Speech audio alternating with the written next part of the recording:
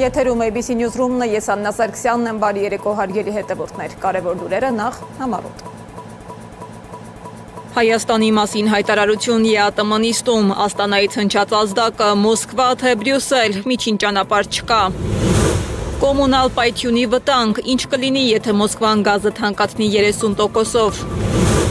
Աջափնյակում սկանդալային տեսանյութի հետքերով, ով է պոկում ընդդիմադիրների պաստառները եւ ինչ կապ ունի ՔՊԱ-ական հայտնի կեղծ դպիրը։ Մարդկանց ստիպում են նկարահանել իրենց քվեն, վախեցրել են, թե գաղտնի տեսախցիկներով նայելու են, ընդդիմության ահազանգը։ Լոս Անջելեսում մահացած են հայտնաբերել հայ ազգի ընտանիքի անդամներին, ինչ է կատարվել։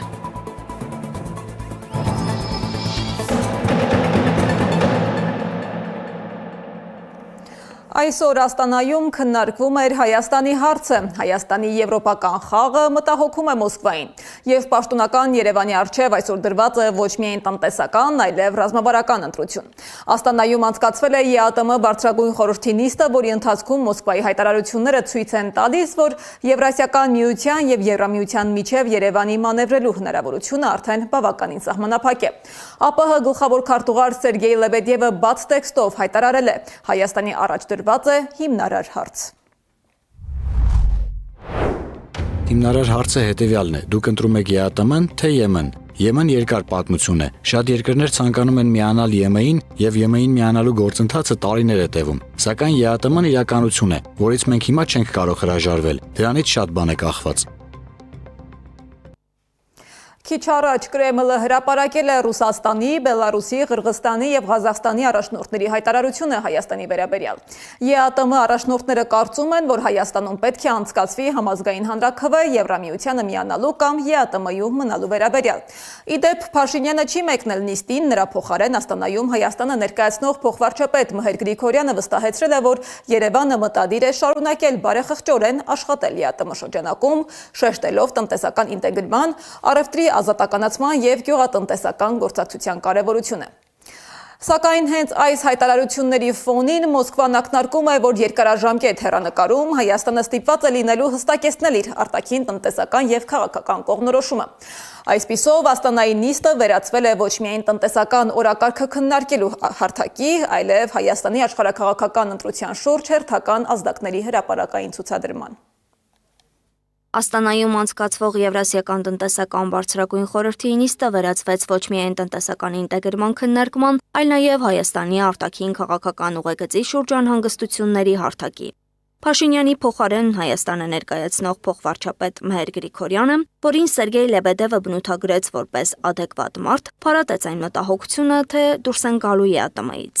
Республика Армения намерена и далее добросовестно участвовать в работе Союза на основе взаимного уважения, равноправного партнерства и учета национальных интересов всех государств, членов ЕАЭС. Վլադիմիր Պուտինը խոսեց ԵԱՏՄ անդամ երկիր լինելու առավելությունների մասին եւ շեշտեց. ԵԱՏՄ-ն բաց է փոխշահավետ եւ հավասար համագործակցության համար կառուցողական մտածողություն ունեցող երկրների եւ միավորումների հետ։ Սակայն առավել ուշագրավ զարգացումը տեղի ունեցավ փակ ձևաչափում։ Ռուսաստանի Դաշնության նախագահի օգնական Յուրի Ուշակովի խոսքով Ռուսաստանի, Բելարուսի, Ղազախստանի եւ Ղրղզստանի ղեկավարները Վլադիմիր Պուտինը, Կասիմ Ժոմարտ Տոկաևը, Ալեքսանդր Լուկաշենկոն եւ Սադիր Ժապարովը առանձին քննարկել են Հայաստանի Եվրամիությանը միանալու ծրագրերի շուրջ ստեղծված իրավիճակը եւ իրենց համատեղ մոտեցումը հայտարարությամբ փոխանցել Մհեր Գրիգորյանին։ Քաղաքագետ Արման Աբովյանը կարծում է, որ չպետք է զարմանալ, եթե վաղը ԵԱՏՄ հայտարարի, որ Հայաստանը չի համապատասխանում իրենց կանոնակարգին աշխարհաքաղաքական այլ ուղղություն որդեգրելու պատճառով։ Իսկ Հայաստանի այսօրվա հնչեցրած հայտարարությունը նախընտրական շեմին հանրությանը հանգստացնելու համար է։ Մի լուր ունեմ շատ վատ, Հայաստանը չի որոշելու ԵԱՏՄ-ով ինքը շարունակելու է գործել, թե ոչ, այլ որոշելու են ԵԱՏՄ-ի հիմնական խաղացողները եւ չզարմանաք, եթե վաղը Հայաստանի հակառուսական քաղաքականության ներքո Մենք որոշում ընդունեն, որ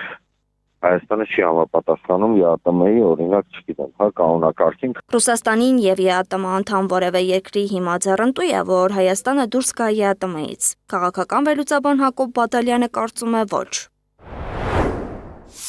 Իրենք ինչ խնդիր են լուծում դրանով։ Երևանին պատժելու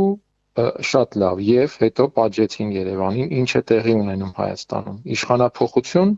թե որևէ այլ process, այսինքն այստեղ ոչ մի հստակ հարցի պատասխան չկա։ Եվ հետեւաբար այստեղ չեմ տեսնում Եվրասիական տնտեսական միության անդամ երկրներից որևէ մեկի մոտիվը Երևանին հանել միությունից։ Ինչ վերաբերում է ԵՄ անդամակցությանը, ապա Բադալյանը նշում է, որ այն պարզապես քարոզչական նկատառումով խաղարկվող օրակարգ է եւ որ այս թեմայի վրա ամեն երկիր կառուցում է իր քաղաքական խաղը։ Թե որտեղ կկտրվի այդտեղ այսպես ասած ռեզինը Երևանի համար, սա իհարկե ռիսկն է, պաշտոնական Երևանը թերևս հաշվարկել է, որ առնվազն մինչև խորհրդարանի ընտրություն այդ ռեզինը չի կտրվի համենայն դեպս այնպես եւ այնքան ուժգին, որ կհարվածի եւ կդաղի իրեն։ Քաղաքագետ Արման Աբովյանը զգուշացնում է, որ ամեն դեպքում, եթե այսպես շարունակվի, մենք հետագայում կտեսնենք արդեն լիակատար սահմանափակումներ Հայաստանի համար։ Մոսկվայի համար խնդիրը միայն տնտեսությունը չէ, խոսքը տարածաշրջանային ազդեցության պահպանման մասին է։ Իրական գետնի վրա ունենք իրավիճակ, երբ որ ռուսական շուկան այս իշխանությունների ամբարտավան քաղաքականության պատճառով մեզ համար հետևողականորեն փակվում է։ Գագաթնաժողովին զուգահեռ քաղաքական հայտարարությունների մի ամբողջ փունջ հնչեց Մոսկվայի կողմից այն մասին, թե ինչ կլինի, եթե Հայաստանը շարունակի ԵՄ-ի հետ մերձեցումը։ Պեսկովն էլ հայտարարեց, որ դեպի Եվրամիություն շարժվել է Հայաստանի բացարձակ ինքնիշխան իրավունքն է, սակայն Հայաստանը չի կարող եւ չպետք է դա անի ԵԱՏՄ երկրների հաշվին։ ԱՊՀ գլխավոր քարտուղար Սերգեյ Լեբեդևը փաստացի բաց տեքստով ձևակերպեց այն, ինչ վաղուց քննարկում էր կուլիսներում, կամ ԵԱՏՄ կամ ԵՄ սկզբունքը։ Հայաստանի արտաքին քաղաքականության բազմավեկտոր մոդելը մտնում է ամենաբարդ փուլ, եւ որքան Երևանը ձգձգում է վերջնական ընտրության հարցը, այնքան մեծանում է արտաքին ճնշումների հավանականությունը։ Անահիտ Սարգսյան, Գեգամ Ղազարյան, ABC Media։ Ռուսաստանի հայտարարություններն աստիճանաբար վերածվում են տնտեսական ու քաղաքական նախազգուշացումների։ Աստանայում ԵԱՏՄ նիստի ֆոնին ռուս պաշտոնյաները փաստացի արձանագրում են, որ Երևանի եվրոպական ուղղությունը կարող է բերել ոչ միայն քաղաքական բախման, այլև տնտեսական լուրջ հետևանքների։ Ռուսաստանի տնտեսական զարգացման նախարար Մաքսիմ Ռեշետնիկովը բաց տեքստով հայտարարել է, որ Հայաստանի ընտրած ճանապարհը մի օր կհանգեցնի ԵԱՏՄ-ում գտնվելու անհնարինությանը։ Նրա խոսքով հատկապես գայուն կարող է դառնալ գազի հարցը, ինչը Հայաստանի համար կենսական նշանակություն ունի, հաշվի առնելով երկրի էներգետիկ կախվածությունը ռուսական մատակարարումներից։ Այս հայտարարությունները հնչում են այն բանից հետո, երբ Մոսկվան Երևանին պաշտոնական նամակով զգուշացրել էր Եվրամիության անդամակցության գործընթացի շարունակման դեպքում, Ռուսաստանը կարող է վերանայել կամ դադարեցնել գազի, նավթամթերքի եւ բնական ալմաստների ոլորտում գործող համաձայնագիրը։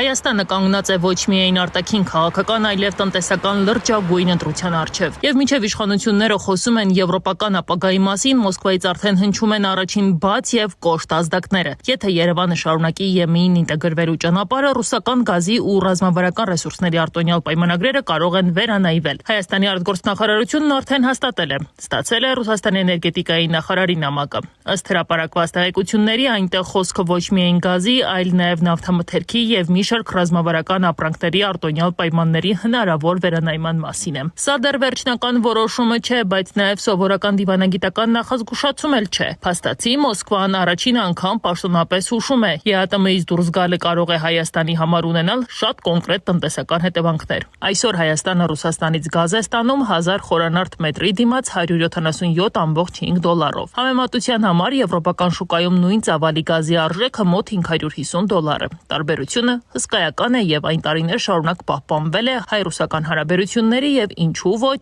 պայմանավորվածությունների հաշվին։ Թե իշխանությունը եւ թե հասարակության մեծամասնությունը պետք է հասկանա, որ ԵԱՏՄ-ի կողմից հենց հիմա նախազգուշական եւ որոշակի առումով քաղաքական բնույթ ունեցող, մեսիջները, որոնք որ գալիս են պաշտոնական Երևան, դրանք բավականին լուրջ են,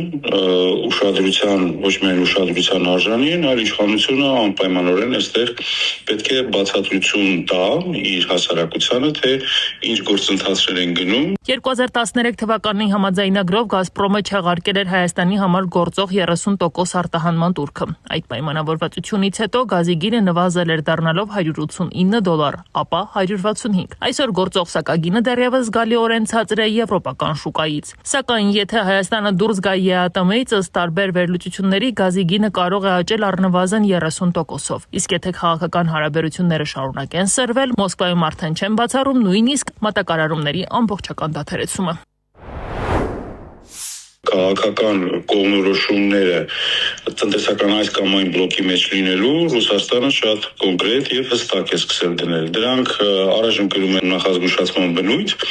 բայց ռուսները այստեղ բավականին հստակ եւ բավականին բաց են աշխատում իրենց եւ մտահոգությունները եւ փոփոխման ենթակա օրակարգերը հստակ դնելով պաշտոնական Երևանի առջեւ։ Քաղաքական հայտարարություններից դուրս հարցն առաջին հերթին սոցիալական է, որովհետև գազի գնի թանկացումը շղթայական ազդեցություն է ունենալու գրեթե բոլոր ոլորտների վրա։ Առաջինը կթանկանա էլեկտրաէներգիայի արտադրությունը, քանի որ Հայաստանի էներգահամակարգի զգալի հատվածը հիմնված է գազի վրա։ Դրանից հետո հանրային տրանսպորտը, բեռնափոխադրումները, գյուղատնտեսական արտադրանքը, ջերմոցային տնտեսությունները, հացը, կաթնամթերքը, միսը եւ առաջին անհրաժեշտության բազմաթիվ ապրանքներ։ Գազի գնի փոփոխությունը ամեն ինչի վրա ազդելու է, ամեն ինչի գների եւ որակի հայկական արտադրանքի նաեւ մրցունակության վրա է ազդելու, այսինքն մեծ համար բավականին ծանր հետևանքներ է ունենալու։ Գազով են աշխատում հարյուրավոր արտադրություններ, փոքր եւ միջին բիզնեսներ։ Սա նշանակում է, որ թանկացումը հարվածելու է ոչ միայն քաղաքացիների կոմունալ վճարներին, այլ ամբողջ տնտեսությանը։ Փորձագետները նաեւ նշում են, Իրանը կամ Ադրբեջանը չեն կարող արագ եւ իրատեսական այլընտրանք դառնալ Հայաստանի համար։ Եթե մենք հրաժարվում ենք ռուսական գազից, իսկ իրանական գազը ծավալներով ոչ իր որակով չի կարողանում փոխարինել ռուսական գազին, մենք կարող ենք կանգնել էներգետիկ ճգնաժամի առաջ։ Իրանից Հայաստան ներկրվող գազն այսօր օգտագործվում է հիմնականում էլեկտրաէներգիայի արտադրության նպատակով։ Միևնույն ժամանակ, եթե Հայաստանը խորացնի ինտեգրումը Եվրամիության հետ, Թեհրանի նկատմամբ արևմտյան սահմանափակումներն ու քաղաքական հակասությունները կարող են լրացուցիչ բարդություններ ստեղծել։ Ադրբեջանի տարբերակն էլ մասնագետների խոսքով առավելապես քաղաքական եւ տնտեսական քննարկման մակարդակում է։ Բաքուն արդեն պարտավորվել է մեծացնել գազի մատակարարումները դեպի Եվրոպա եւ լրացուցիչ ծավալներ գործնականում չունի։ Բացի այդ, նույնիսկ հնարավոր մատակարարումների դեպքում գազը վաճառվելու է շուկայական շատ ավելի բարձր գներով։ Եթե մենք փորձենք գնել այդ գազը Ադրբեջանից, ապա Ադրբեջանը պարզը դա օգտագործելու է ոչ միայն որպես քաղաքական լծվակ Հայաստանի դեմ, այլ նաև էթնոդեմոգրաֆիկ լծվակ։ Ավելի կոնկրետ ձեզ ասեմ, իրենք կարող են նրա առաջ պայման դնեն, ասեն 300 չէ, 500,000 ադրբեջանցի պետք է Հայաստան տեղափոխվի, միայն դրանից հետո մենք ձեզ կմատակարարենք գազ։ Իսկ ամենակարևոր հարցերից մեկը մինչև օրս մնում է անպատասխան։ Հայաստանն ունի բավարար ֆինանսական ռեսուրս, անհրաժեշտ բյուջե վատթարագույն սցենարի դեպքում արդեն շուկայական կամ եվրոպական գներով գազ ձեռք բերելու համար։ Քաղաքագետ Վլադիմիր Մարտիրոսյանի գնահատմամբ այս փուլում էներգետիկ եւ արտաքին քաղաքականության շուրջ հնչող հայտարարությունները ոչ այնքան ռազմավարական հաշվարկներ են, որքան նախընտրական քարոզչության մաս։ Իսկ հունիսի 7-ից հետո իրավիճակը շատ ավելի կսառի հայտարարությունների առումով եւ Հայաստանը կմտնի շատ ավելի ռեալ քաղաքական դաշտ։ Միաժամանակ տնտեսական ճնշումների նշաններն արդեն տեսանելի են նաև առևտրային ոլորտում։ Ռոսելխոզնադզորը սահմանափակումներ է մտցրել հայկական գյուղմթերքի ներմուծման նկատմամբ, մինչ այդ արգելքներ էին կիրառվել հայկական ծաղիկների արտահանման ուղղությամբ։ Իսկ ռուսական շուկայում խնդիրների առաջ է կանգնել նաև հայկական ջերմուկ հանքային ջրի վաճառքը։ Ավելի քան 64 միլիոն շշի վաճառքը կասեցվել է։ Նոր խմբականակների արգելափակման հրաման ուժի մեջ է մտել մայիսի 28-ից մինչև հետագա ծանուցում։ Գործակալությունը բացատրել է, որ կասեցման պատճառը տեխնիկական կանոնակարգերի խախտումներն են։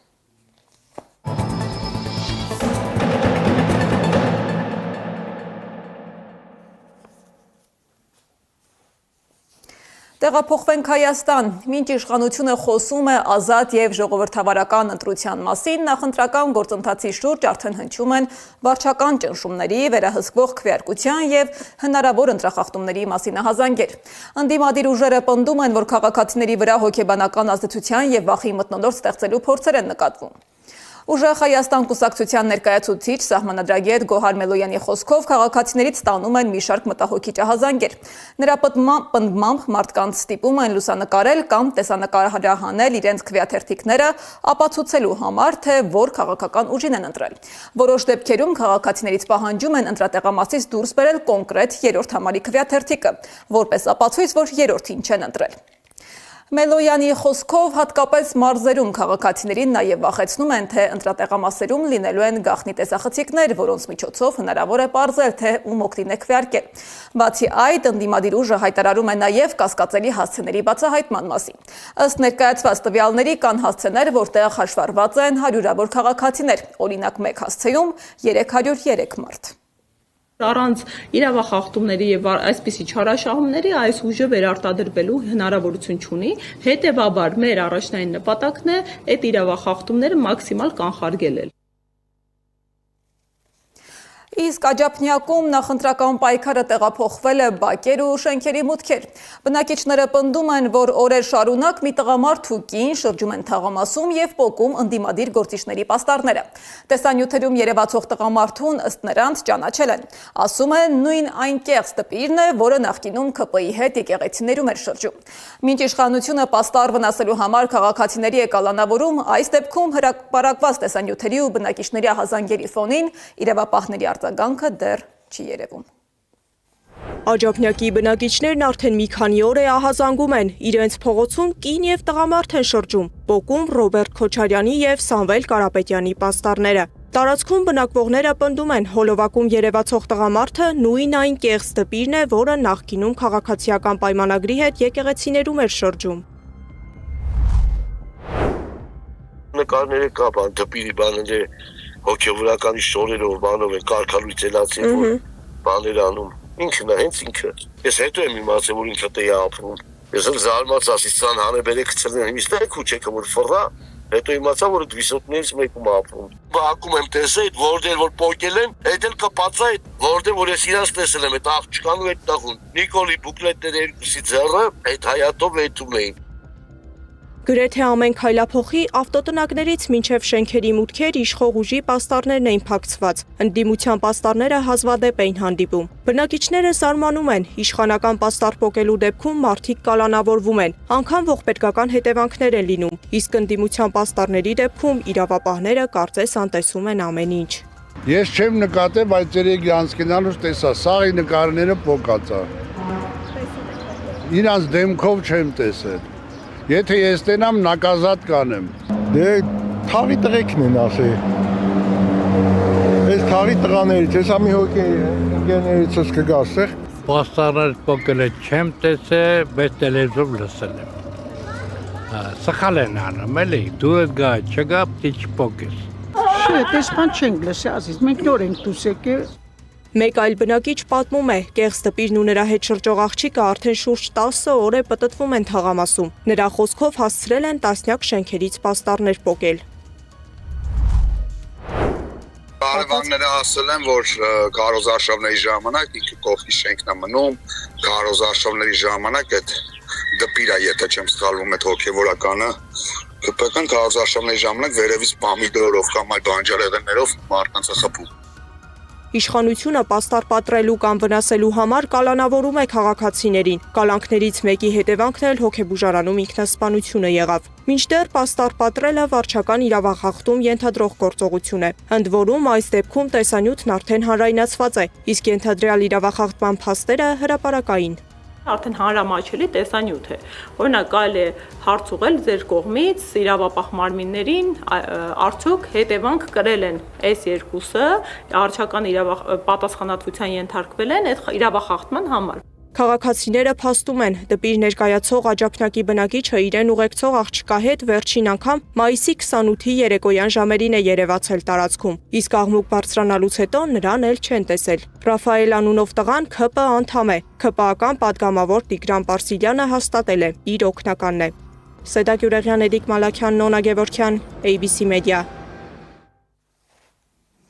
Ձերբակալություններ, եկեղեցու շուրջ լարվածություն, նախընտրական պայքար եւ արտաքին քաղաքականության բարդ ընտրություն։ Սրանք այն թեմաներն են, որոնց պատասխանները Հայաստանում էին փնտրում տարբեր երկրներից ժամանած լրագրողները։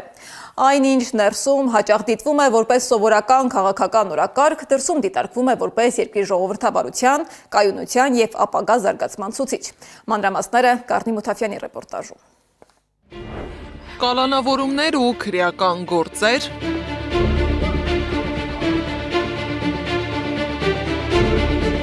եկեղեցու դեմ արշավ, նախընտրական պայքար, արտաքին քաղաքականություն։ Հայաստանի արտաքին ու ներքին քաղաքական կյանքում իրադարձությունների պակաս չկան, որոնք հետաքրքիր են նաև միջազգային լրատվամիջոցներին։ Բելգիա, Միացյալ Թագավորություն, Իսպանիա, Նիդերլանդներ ու ԱՄՆ։ Genesis Armenia ուղեղային կենտրոն հիմնադրամ էին եկել միջազգային պարբերականների լրագրողներ։ Լրատվամիջոցների ներկայացուցիչների հարցերի մեծ մասը վերաբերում էր խորհրդարանի առաջիկա ընտրությանը, սակայն նրանք ֆիքսել են նաև սոցիալական կյանքում եղած խնդիրները, էկոնոմիկայից մարդկանց կյանքի որակ։ Գլխավոր խնդիրը տնտեսական վիճակն է։ Ինչպես ներկայումս աշխարհի շատ այլ երկրներ, ձեր երկիրը նույնպես բախվում է կյանքի թանկացման լուրջ խնդրին։ Էլեկտրաէներգիայի եւ գազի գները բարձր են, կենսաթոշակը ցածր, եւ իհարկե մյուս խնդիրը այլախոհ ձայները լրացնելու վերաբերյալ է։ Մարդիկ, որոնք ներկայումս պաշտպանում են եկեղեցուն, բանտարկվում են։ Սա հարձակում է ժողովրդավարության վրա։ Ընդդիմադիր գործիչների ձերբակալություններ, հոգևորականների նկատմամբ քրեական գործեր եւ եկեղեցու դեմ արշավ։ Այս հարցերը արտերկրից եկած լրագրողների խոշորացույցի տակ էին։ Բոլոր խնդիրները, որոնք գոյություն ունեն այսօր Հայաստանի գործադիր իշխանության եւ հայ առաքելական եկեղեցու միջև, այդ բոլոր խնդիրներից նրանք տեղյակ էին, շատ հարցեր կարիք կար պարզաբանելու, բացատրելու, որովհետև նման հետաքրքրություն իհարկե միշտ եղել է Genesis Armenia մտակենտրոնի հանդեպ եւ կարծում եմ այն բոլոր հարցերը, որոնք հետաքրքրում են եվրոպական զանգվածային լրատվության միջոցներին, կապված Հայաստանի հետ մասնավորապես ընտրություններ եւ հայ առաքելական եկեղեցի, մենք փորձեցինք պարզաբանել եւ պատասխանել բոլոր հարցերին եւ շատ արդյունավետ քննարկում տեղի ունեցավ։ Այս ամենի համատեքստում չէին ստվերել նաև պաշտոնական Երևանի արտաքին դաշտում որդեգրած քաղաքականությունը, մասնավորապես ԵՄ-ԵԱՏՄ բարդ ընտրությունը։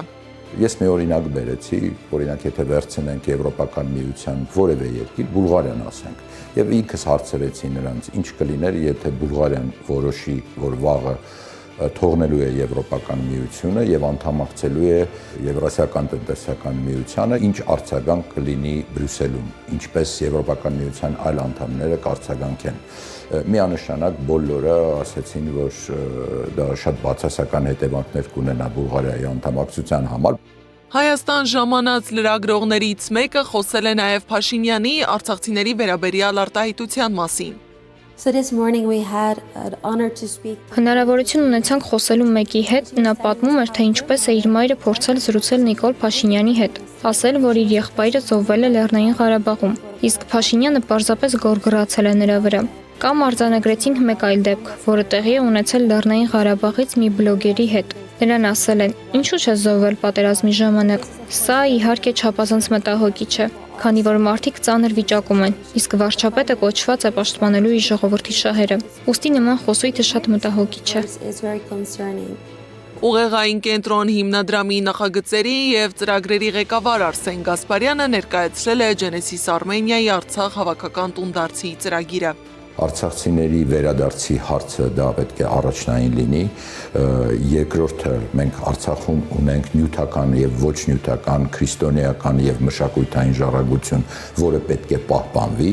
առանց բնակչության հնարավոր չէ դա պահպանել։ Ընտրությունից առաջ քաղաքական մթնոլորտը, խոսքի ազատության շուրջ քննարկումները, եկեղեցի իշխանություն հարաբերությունները եւ արտաքին քաղաքական կողմնորոշման հարցերը շարունակում են հետաքրքրել արտասահմանյան լրագրողներին։ Իսկ նրանց դիտարկումները ցույց են տալիս, այն ինչ Հայաստանում հաճախ ընկալվում է որպես ներքաղաքական օրակարգ, վաղուց դարձել է նաեւ միջազգային քննարկման թեմա։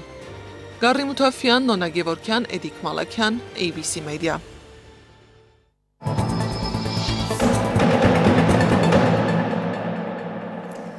Եվ վերջին օրերին մլակներն այնքան են շատացել Երևանում, որ հանգիստ քայլել չի ստացվում։ Քաղաքացիները ստիպված սոցիալական ցանցերում են արտահայտում իրենց բողոքը։ Եվ մինչ Տիգրան Ավինյանը զբաղված է նախընտրական քարոզարշավով, վխտացող մլակները քաղաքացիներին հանգիստ չեն տալիս։ Առավել հաճախ խնդիրը նկատվում է Կենտրոն, Արաբկիր եւ Մալաթիա Սեբաստիա վարչական շրջաններում։ Քաղաքացիների մի մասը դա կապում է ծառերի ուժ կամ ոչ բավարար սրսկման հետ, նշելով, որ կանաչապատ տարածքների վիճակը նպաստում է միջանցքների բազմացմանը։ Երևանի քաղաքապետարանի կանաչապատում եւ շրջակա միջավայրի պահպանության ՀՕԱԿ-ի տնօրեն Արմեն Բեգոյանի խոսքով ծառերի սրսկումը մեկնարկել է դեռ մարտի 20-ից, սակայն եղանակային պայմանները դժվարություններ են ստեղծում։ Պարբերաբար տեղացող անձրևները նվազեցնում են դեղանյութի արդյունավետությունը, բայց միևնույն ժամանակ նշում է, որ մլակների տարածման գլխավոր պատճառը ոչ թե սրսկումն է, այլ խոնավ եղանակը։ Ամեն սրսկելուց հետո չգիտեմ, գիշերը կամ գիշերը սրսկելուց հետո ցերեկը ունեցել ենք անձրևներ, որը լվանում է ծառերի վրայից այդ սրսկած նյութը եւ հետեւաբար նրա օգտակար գործողության գործակիցը պակասում է, այսինքն այդքան էլ արդյունավետ չի։ Սա երկրորդ պատճառը եւ երրորդ պատճառը, որ իրանք հիմնականում կենտրոնանում են թեղի ծառատեսակների մոտ, դա են հիվանդ եւ կենսունակության ավարտին մոտ ծառերն են, որոնք որ մենք փոխարինում ենք։ Այն ժողովրդական լեզվով ասած, որդու բլոճ, իսկ շիրա թափվող ծառերն են։ Վնասատուներից խուսափելու քաղաքապետարանի լուծումը ծառերի հնդածս փոխարինումն է, իսկ մլակների քանակը կնվազի, երբ սրսկեն ու մի շաբաթ անձրև չգա, նշում է կանաչապատում եւ շրջակա միջավայրի պահպանության ՀՕԱԿ-ի տնօրենը։ Նոր մանրամասներ կան չորեքշաբթի երեկոյան Լոս Անջելեսի Նորթ Հիլզ թաղամասում տեղի ունեցած ողբերգության մասին։ Տանը կրակոցների մասին հաղորդումից հետո գտել են տղամարդու, կնոջ եւ 2 երեխաների, այդ թվում նորածնի մարմինները։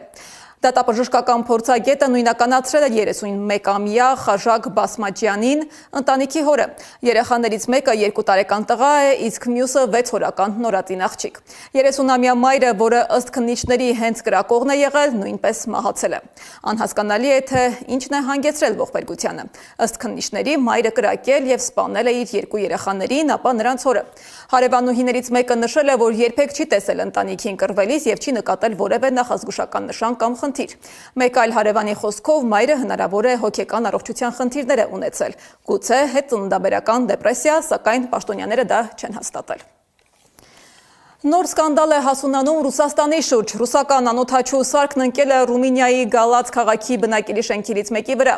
2 մարդ վիրավորվել է, իսկ մոտ 70-ը տարհանվել, հայտնում է երկրի պաշտպանության նախարարությունը։ Ռուսական անօդաչու սարքերի ռադարներին հայտնվելուց հետո օդ է բարձրացել Ռումինիայի ռազմաօդային ուժերի 2 ինքնաթիռ եւ 1 ուղղաթիռ։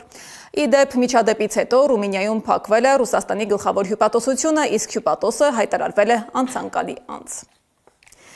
Եվ վերջում ուշագրավ լուր, Բանգլադեշ պետությունում Ալբինոս Գոմեշը փրկվել է զոհաբերությունից Դոնալդ Թրամփին նմանության շնորհիվ։ 750 կիլոգրամ կշռող կենդանին առանձնանում է խարտյաշ մազափունջով եւ մաշկի վարդագույն երանգով, ինչի պատճառով տեղացիները նրան տվել են Դոնալդ Թրամփ մականունը։ Այժմ լրահոսն այսքանն է, շարունակեք հետևել մեր հրապարակումներին, ABC լուրերի հաջորդ թողարկումը ժամը 21-ին է։ Հաջողություն։